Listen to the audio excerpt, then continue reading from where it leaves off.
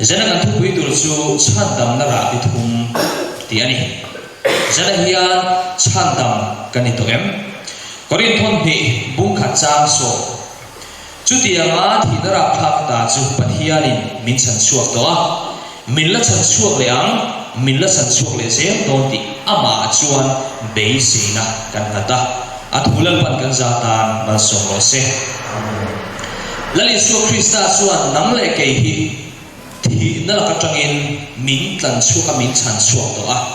chu min nuwa chuan ring tu te hian voitam tak kan ti sual le thin chung sual zong zong la ka tang po suan min chan chuak boka he khovel sual tang hian min la la chuak le an la chan chuak le don ani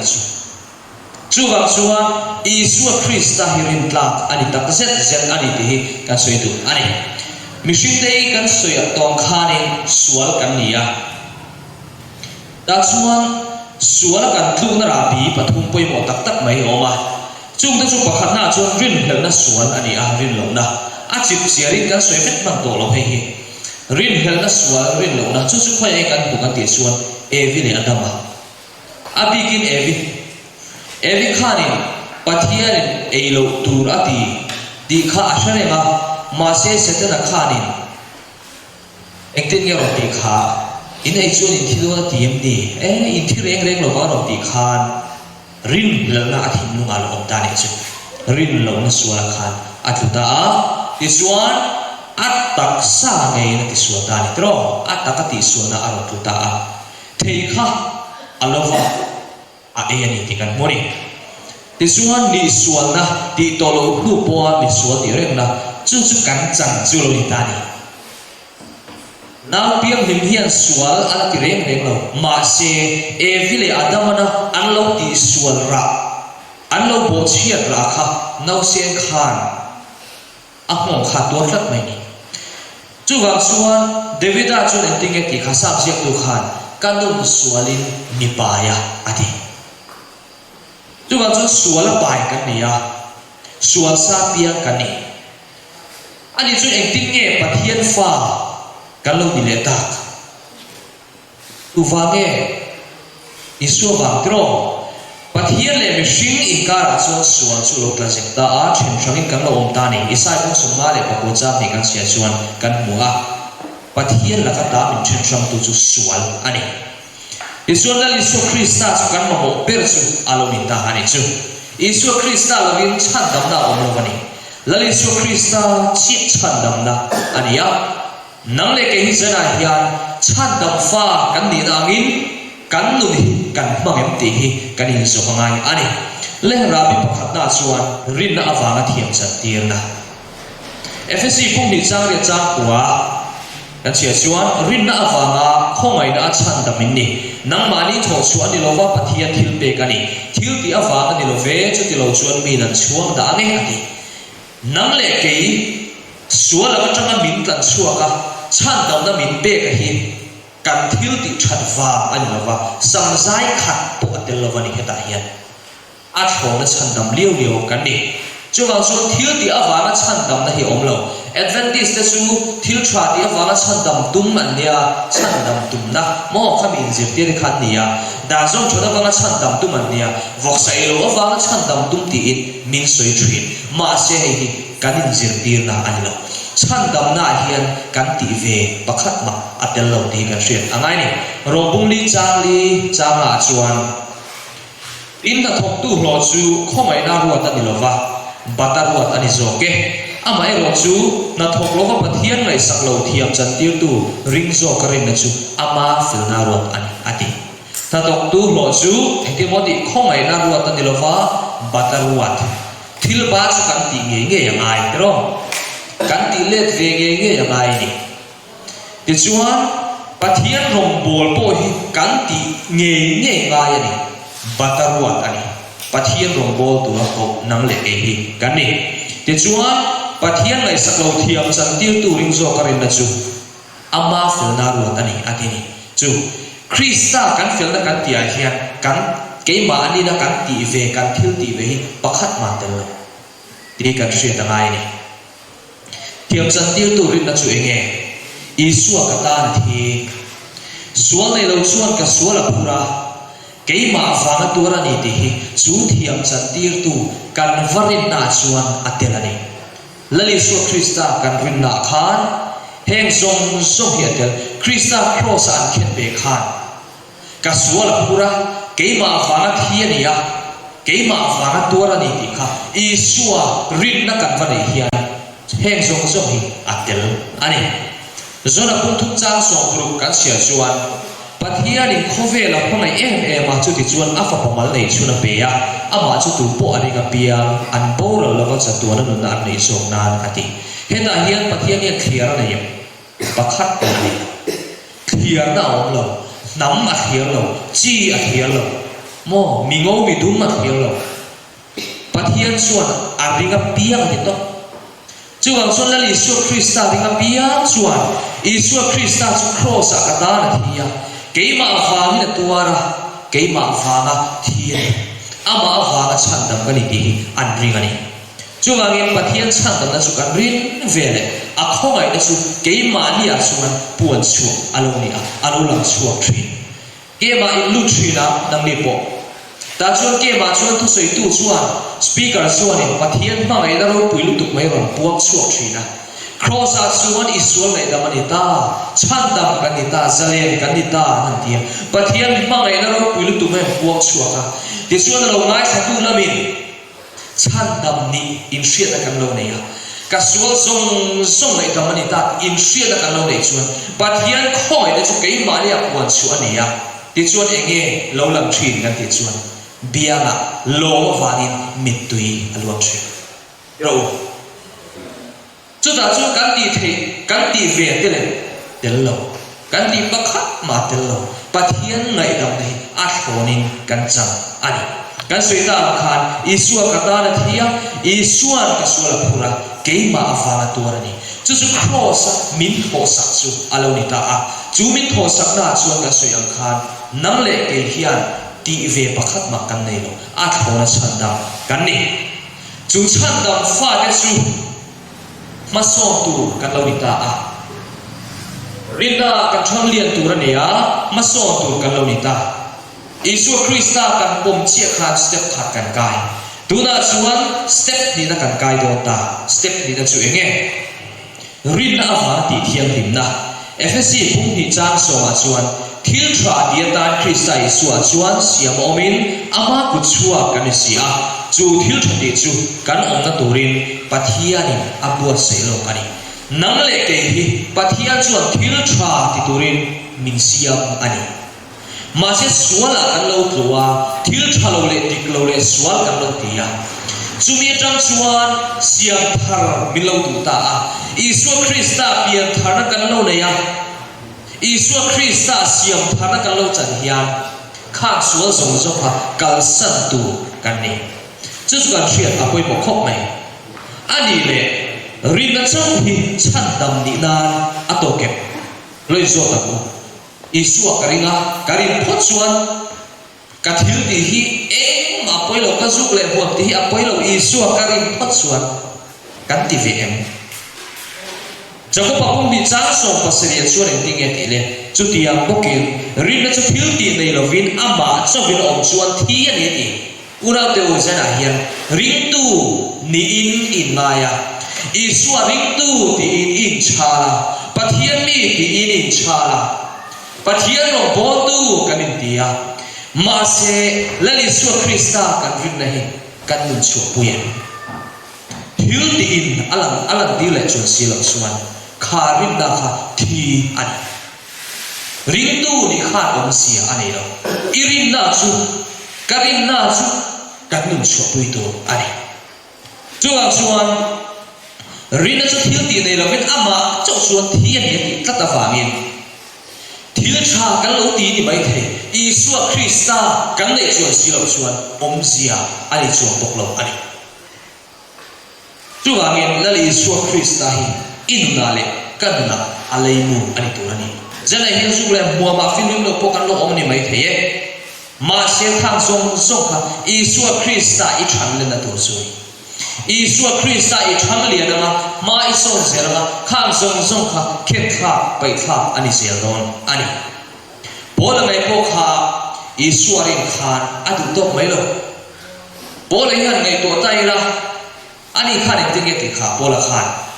emo thele khaton pani da bungli cha re ta chuan tuna chuan fil na lu khum chu ka tan den om to atia ma se engtin nge ati le heta hena du to reng reng lo fa Philippi bung tum chang so pani tanga so pali kan sia chuan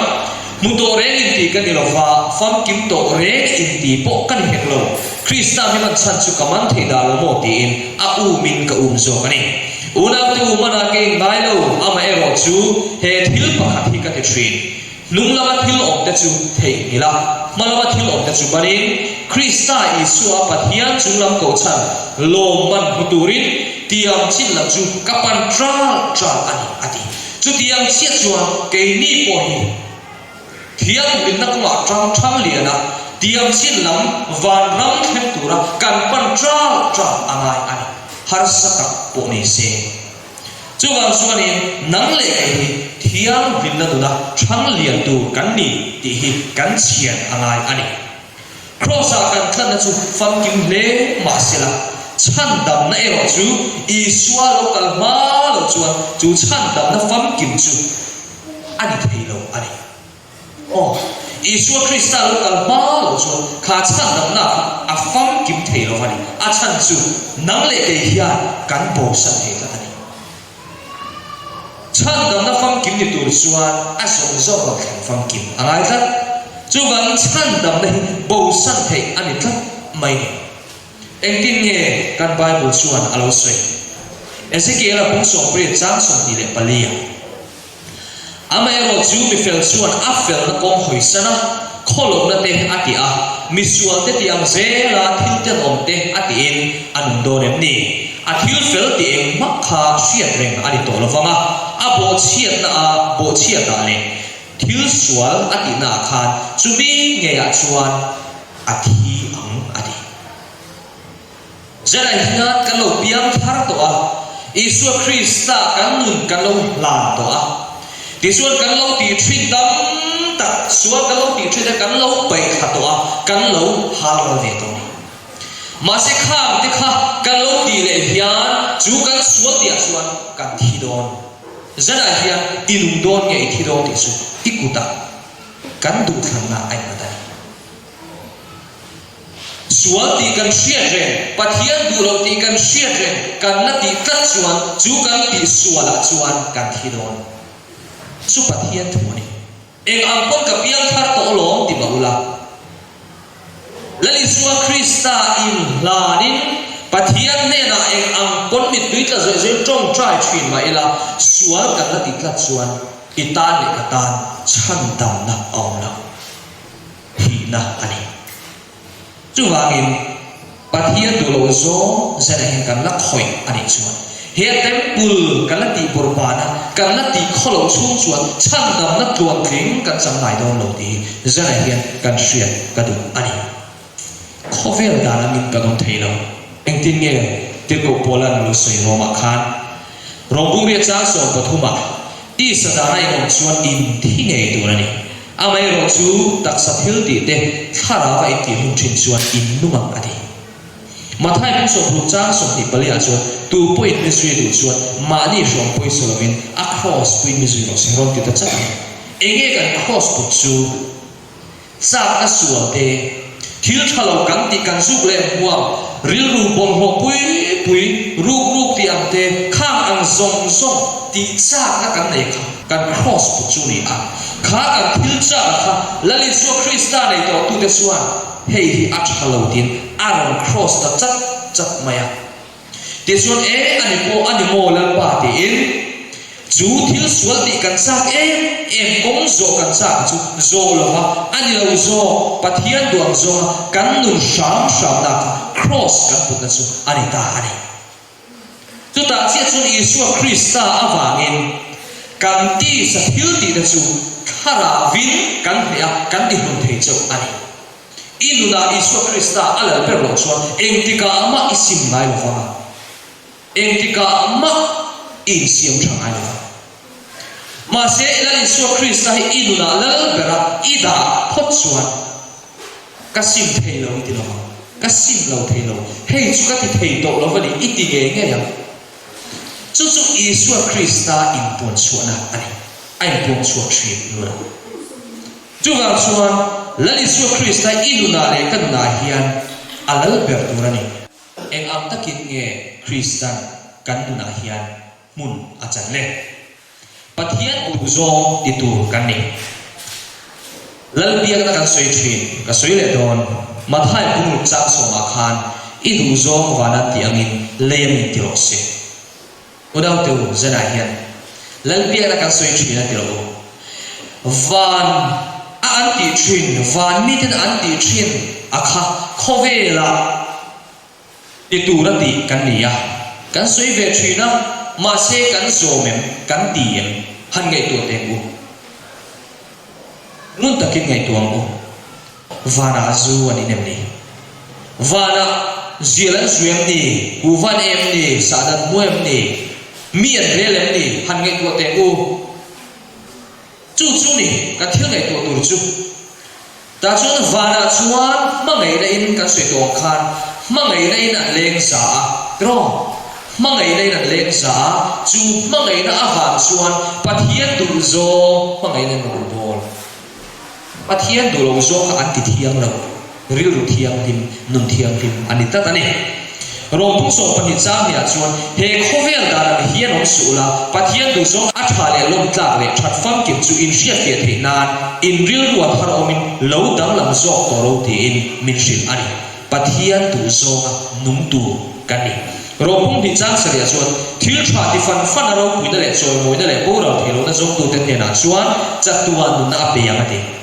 thì ta sẽ gặp point tiếng nghe thì bắt hiện ring tổ tên chuột thiếu chả thì dễ tu ring này tổ rồi sẽ thì in được chỉ là mà sẽ dễ là hiện bắt hiện ring intivasi bắt hiện tu tập xia lệ mù intisi hiện bắt hiện tu đa zo hiện cảnh nung nghe chú chú ngày tuổi u, bà thiên cần háo lẩu mà chuyển cái gì na, bà thiên hiền cần thiếu tiếng ăn hi, rau min rêu sắc ta se chọc lệ xe lên, đang khốt suộc thế hi, tu mà cần ôm min ăn đi ôm luôn này, chú ông chú bà thiên sáng ngày nó cần là chân lai hiền, cần in xiêm chặt hàng ngày hani. Isaiah cũng trong miền Bắc Giang so mà chuan misuak sual chu du sakin ông mà sela fel na azil chuang nei lo nge dik na rama chuan dik lo takin a tianga lalpa lo puina am chuang lo wang ati eta hian kan bai bulan misuak sual ti hi nge mun takin ngai to ngo misuak sual ti hi nge misuak sual ti chu ni e adikalom a tha khop mai tirem chung sia zom tum na nei miak lo nun pui tum na nei miak lo pathian thu su a tha lo ma dikalom ma se titlat ho hi misuak sual that tum na re re nei lo an ni chung ta chuan pathian chan dam nei a hlavia wa nei jan he chu tiang ni chu kan omem ni e a tha lo ko thanin zir tir na ko a tha lo a tha khop mai ma se tia zom tum miak lo in sa nei cho tiếng đi cái gì chuyên gia này hiện nào đều in xiêm trào in xiêm thằng thì cái in song đặc rất rất anh lấy lý số Christa local lên này hết tổ lâu cái sự đồng khan Isu anh đi để ăn làm đồ na để chuan nó làm hôn à chuan nắm lại cái gì tel về nghe tura cắn bị về ngay thiếu tra cắn bị phân ngay Christa này in song nó cắn này ngay anh anh tin nghe mà thay xe cả lâu rồi lalpa mi tin zong chu ban ra ban lu lo vanga ka pa fa na mi du zong ti tu hero chu an lu ta ti chu chu pathian thu ani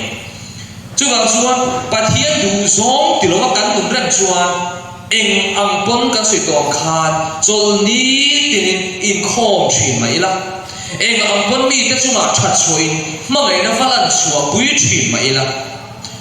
pathian ne in zong ta lu kan nei chuan si lo chuan enge so tang dro om siam lo ni chu ga chu kanin siam thar angaya kanin siam that angai ni pol lam lan dan ai na poi mo so chung rin siam that na hi chú vào trong các thìn lúc rong bát thiên na kan lan hi apoi mo to ta set ani korin thon bi bung sari cha khata chuan chu ti chuan du tak te u chu thu tiam chu kan ne awangin ti sa thara bol lo na zong a in ti fa ya u pathian chui dek chunga hiam him na ti fam kimin oi mo khop mai hi em thu tiam nge kan nei le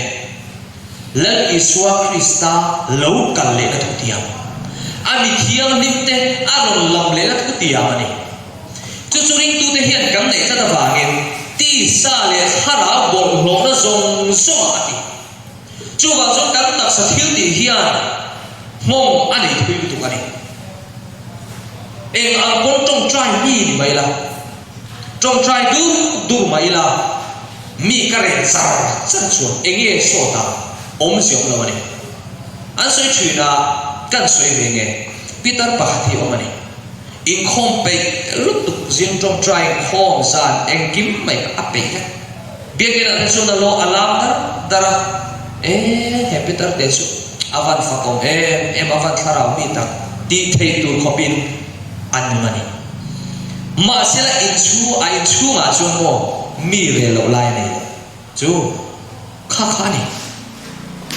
chu su pathian ni na ani lo fa pol lam lan da chi ti na ni mo chu wang sun inuna khan lali su Krista hian mun ril ber anu em achang ti hi kanin so angai ani korin thon kan bu chang som hi chu wangin in ta sa chu pathian choi moi lo ti kalai ka soi chui na taksa pathian choi moi na hi enge biak ina kan kala pathian fak na ha kan sa a chuan pathian thu te kan lai kha a kha na kha pathian fak na le choi moi na alo reng lo wa pathian fak na le pathian choi moi na tak zo ka chu ku oi na pathian thu nga nun na hi ani nu le pa te chuan in thu chiang chu in fa te ne ting en choi moi chin chu in thu an oi an zomi in thu oi lo chu eng ting ek ti thin kha in vo thina in zil thin in hau shi chu wang chuan pathian fak le choi moi na dik tak chu at hu kan oi at hu a kan ni ani em ang pon mi ten he chuang bo tu ni mo mi ron ti ma se pathian thu a kan nu lo chuan pathian le a chuan Christian kala ni chuang lo chu wang chuan in taksa pathian choi moi tu chuan pathian thu oya pathian thu anga nun ani petel e thon pakhan na bung ka chang so panga so pur ka chuan a ko tu che wa thiam ni amin nam ni po in se song alo thiam ni so ka u nam ni thiam ni tu ra ni ke ka thiam ni se ti se ka ni kha ni helai hian in se song ati hian thil song akwang kat thil song hatia khan beng ina angai kha tu zong te kan mitina en du zong te kan trong kam man du zong te enge kan soi du zong te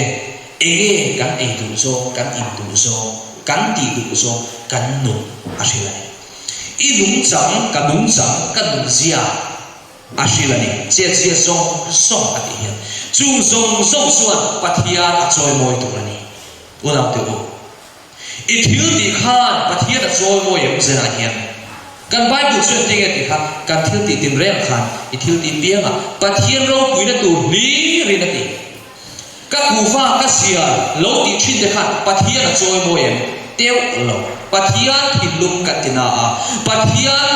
temple kan ti por hori unam te kan har angai kan sual kan im shadu mi lo mai thu te apoi thina mi sual kan dia ke chu ka sual tu kolom ti ho hi chapo na ni ke chu ka sual ti sim tu mi lo hi mi chapo an ni ke kan sia ta ngai ni chu ang sual in kan che zong hia pathian nun se moi su nun chu pi ro se chu ring tu te nun da tu dik tak su an chu mi a chuan kan e ga ro bunga ra mi te ro hu do na ni mathai sia kan huwa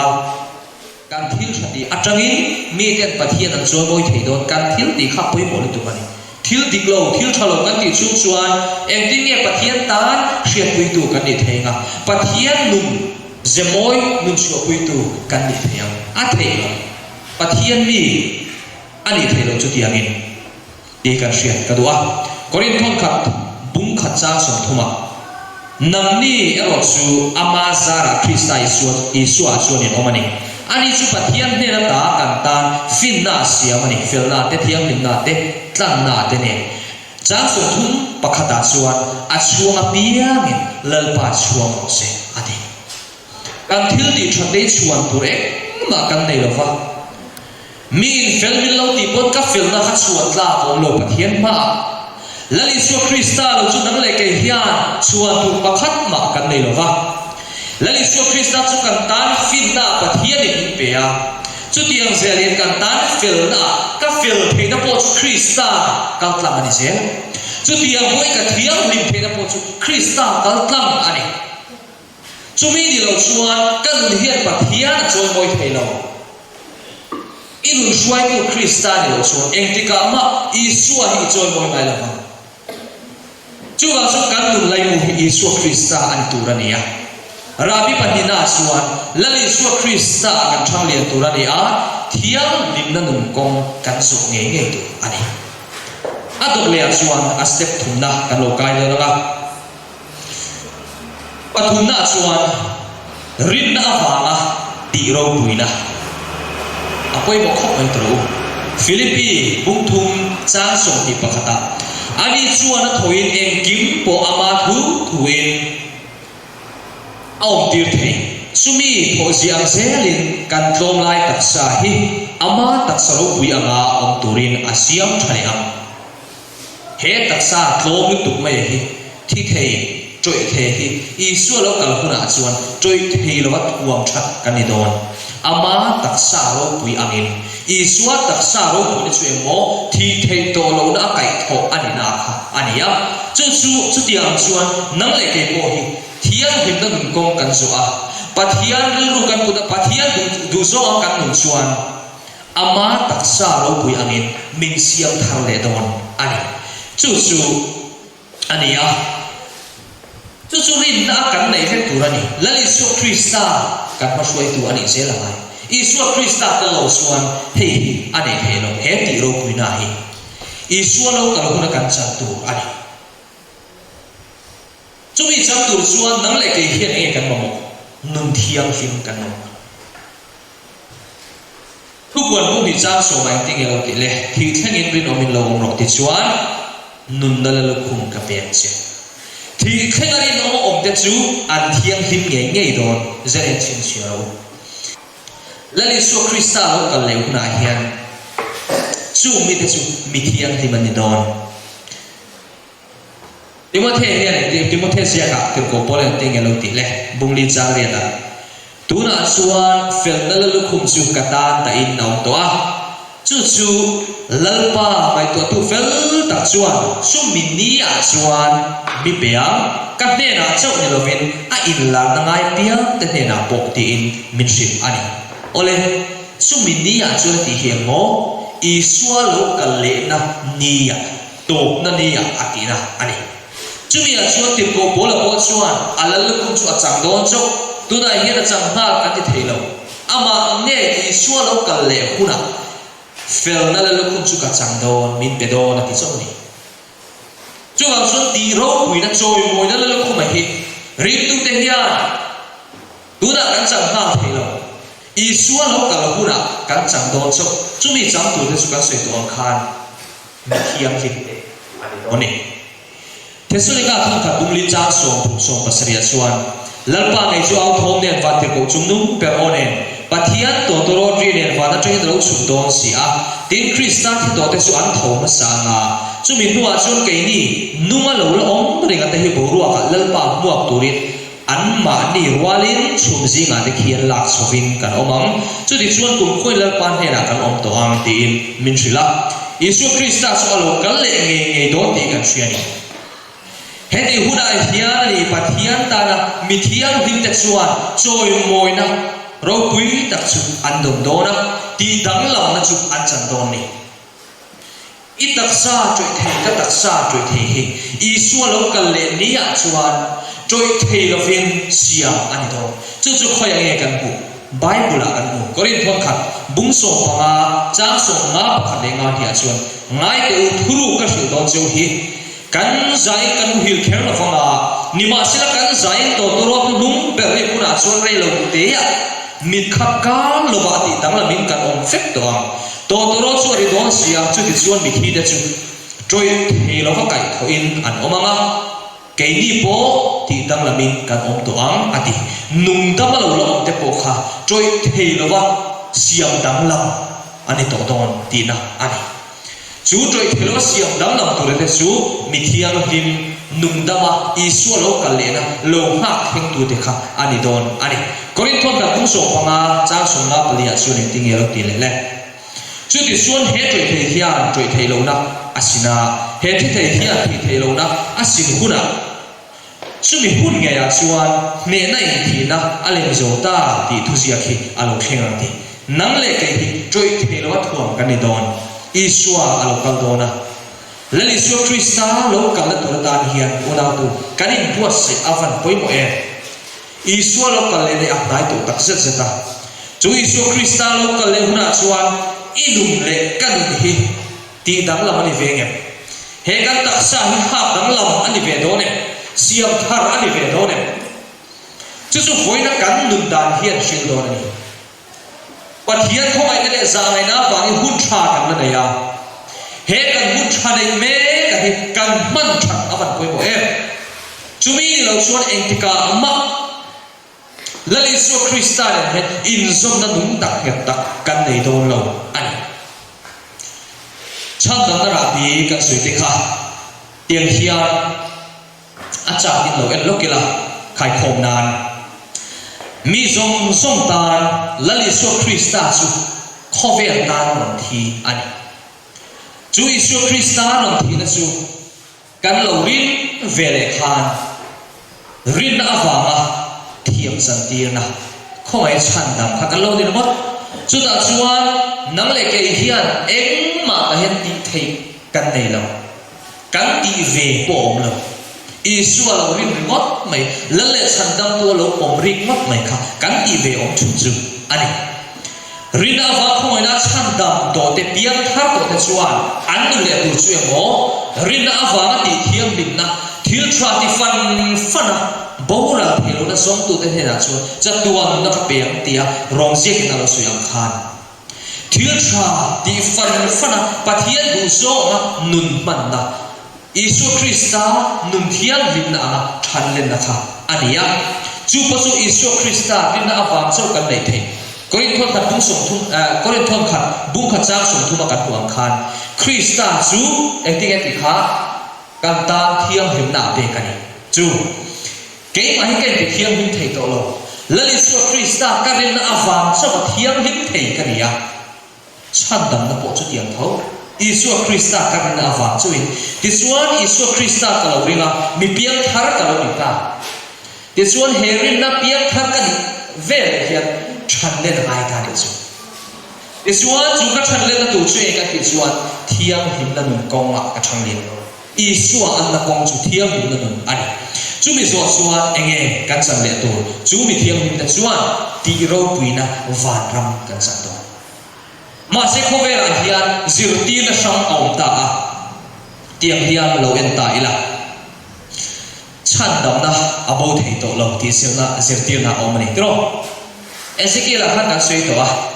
kan thil ti suala nge khan sumi suala chuan kan thi ngei do ti khan shil tro kan ti suala khan sumi nge a chuan kan thi do ti min hu to ni ti chuan zirti na pakhada chuan Isu Krista hi khovel dan arel lan to a chu ga chu kan ti ve hi ma ngai lo he chan dam na hi kan chang to a van ram kan kai thei mi zong zong dan Krista aro thi to a chu ga chu ni chan dam na hi abo thei to lo ni ti in an zirtir ma se he zirtir ni ram huai zirtir na setana zirtir na ani apa hina chuanin karin phot chuan van ram ka kai tian trung khát su kan sin na ai zual trong cham phai kan sin na hianin nu pakhat nen pathian thu kan soi du na chu chuan ko wa te sa te mua ma ta chuan thiam him na kan soi du na ni chu ta min chan na chu tu na kan sin mek hi ani Isu Krista karin phot chuan ka thil ti hian engma omzia ani lawadi karin phot chuan chandam kaniang ti zirtina ani ta ni chu ma se he zirtina po hi zirtina tik loram hoi zirtina ani ti hi ka soi tu a tisuna ko ya chuan thil ti a chandam tumna thil thava ti awanga chandam tumna kha om le ani he zirtina po hi zirtina tiklo ani ti hi kan hriat angai ani kan soi ta khan mishinga hian thave hring hring an oma an fel em anu le pa thun oya nu le pa thuang ang khan omni an fel tu ma se sumia po su lali su Krista pian tharna ani lo chuan a fel na kha omsia ani lo pathian le a chuan